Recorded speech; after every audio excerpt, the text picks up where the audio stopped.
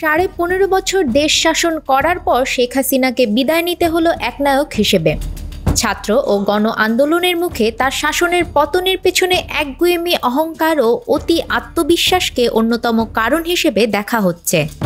হাসিনার সরকার সম্পূর্ণভাবে পশ্চিমা বিশ্বকে শত্রু বানিয়ে শেষ পর্যায়ে ভূ রাজনীতিতেও প্রায় একা হয়ে পড়েছিলেন।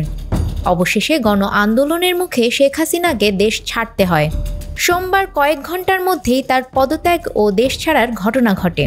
চাকরিতে কোটা সংস্কারের দাবিতে 36 দিন আগে শিক্ষার্থীদের যে আন্দোলন শুরু হয়েছিল তা সরকার পতনের আন্দোলনে রূপান্তরিত হওয়ার পরও শেখ হাসিনার সরকারের পক্ষ থেকে শক্ত অবস্থানের কথা বলা হচ্ছিল। এমনকি গত রোববার আওয়ামী লীগ, ছাত্রলীগ, যুবলীগ সহ সহযোগী অঙ্গ সংগঠনগুলোকে মাঠে নামিয়ে শক্তি প্রদর্শন করে আন্দোলন প্রতিরোধের চেষ্টা করা হয়, কিন্তু তাতে সারা দেশের সংঘাতের সংঘর্ষে প্রায় 100 জনের প্রাণহানির ঘটনা ঘটে।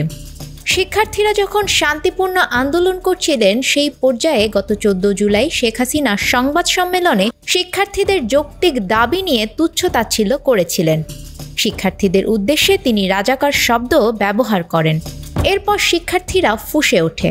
আন্দোলন দমনে আইন শৃঙ্খলা রক্ষাকারী বাহিনী দিয়ে শক্তি প্রয়োগ করায় গত 17 জুলাই থেকে কয়েকদিনে সারা দেশে 200-এর বেশি প্রাণহানি ঘটে।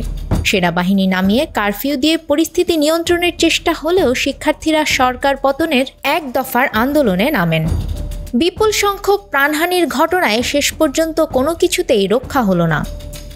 দীর্ঘ শাসনে সবাইকে খেপিয়ে তুলেছিলেন শেখ হাসিনা।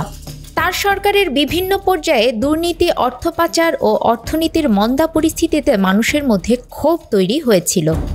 আওয়ামী লীগের নেতৃত্বাধীন 14 দলীয় জোটের বাইরে অন্য সব দল সরকার বিরোধী অবস্থানে চলে যায়। এর ফলে শেখ হাসিনা রাজনৈতিক দিক থেকেও একা হয়ে পড়েন।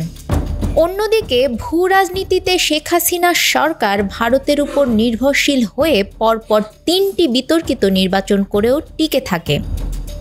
সরকার চীনের সঙ্গেও একটা সম্পর্ক রেখে চলছিল।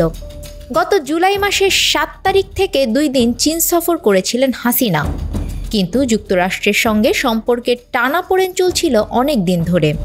তবে শিক্ষার্থীদের আন্দোলনকে কেন্দ্র করে শেখ হাসিনা ও আওয়ামী লীগ দেশের মানুষ ও শিক্ষার্থীদের প্রতিপক্ষ বানিয়ে ফেলে। এতে একেবারে একা হয়ে পড়ে তারা। নিউজ ডেস্ক, আমাদের সময়।